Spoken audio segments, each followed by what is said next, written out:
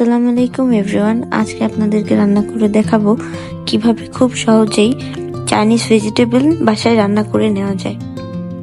প্রথমে একটি পাত্রে পর্যাপ্ত পরিমাণে তেল দিয়ে নিব। এতে দিয়ে দিব আদা রসুন বাটা। আপনারা চাইলে এখানে আদা এবং রসুন কুচিও ব্যবহার করতে পারবেন।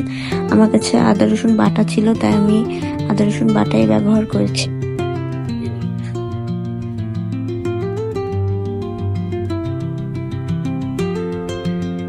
এখন অ্যাড করে দিব স্লাইস করে রাখা মুরগির মাংস। এখানে আমি মুরগির বুকের মাংস ব্যবহার করেছি। সচরাচর চাইনিজ রান্নাগুলোতে মুরগির বুকের মাংসই ব্যবহার করা হয়।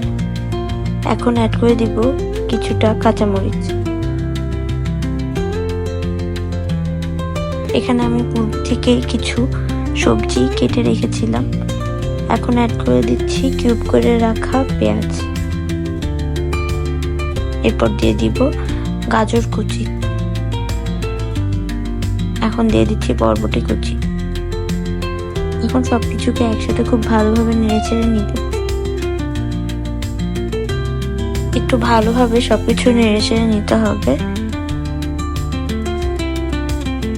এখন আমি ব্যবহার করব পূর্বে থেকে সিদ্ধ করে রাখা পেঁপে। আপনারা চাইলে না সিদ্ধ করেও ব্যবহার করতে পারেন। এখন সবকিছুকে একসাথে মিলিয়ে নিব।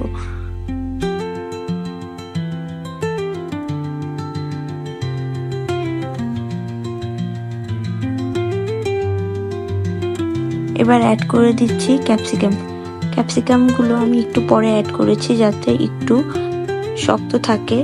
এতে চাইনিজ ভেজিটেবলটি খেতে আরো মজা লাগে।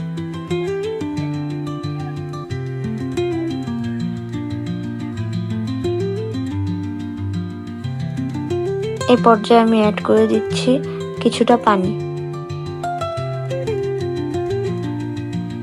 এবার সবকিছু একটু নেড়েচেড়ে নিচ্ছি।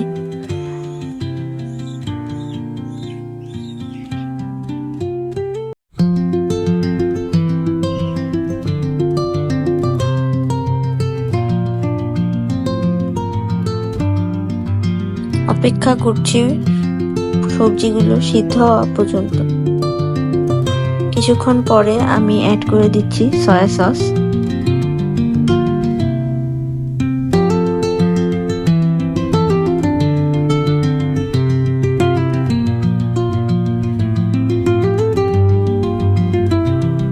এখন অ্যাড করে দিচ্ছি স্বাদ মতো লবণ।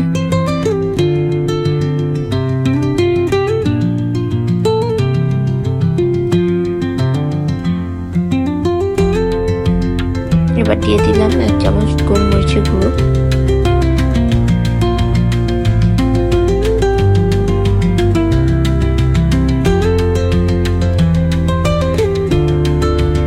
এখন দিয়ে দিচ্ছি সামান্য চিনি, এতে স্বাদের ব্যালেন্স আসবে।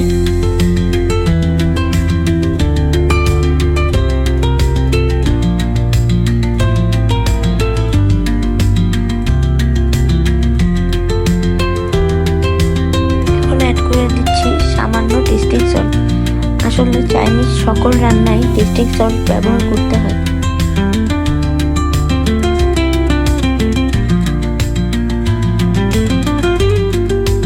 এবার সবজিগুলো সিদ্ধ হয়ে গেলে আমি এতে ব্যবহার করব কর্নফ্লাওয়ারের গুঁড়ো। আমি পানি দিয়ে মিক্সড করে রেখেছিলাম। এখন সবজিতে অ্যাড করে দিলাম। কর্নফ্লাওয়ার দেওয়ার পর অনবরত নাড়তে হবে, না হলে দলা পাকিয়ে যাবে।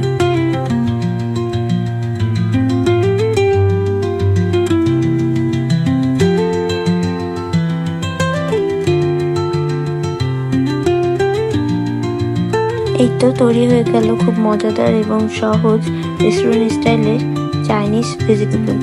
এখন আমি একটি পাত্রে ভেজিটেবলগুলো পরিবেশন করে নিচ্ছি।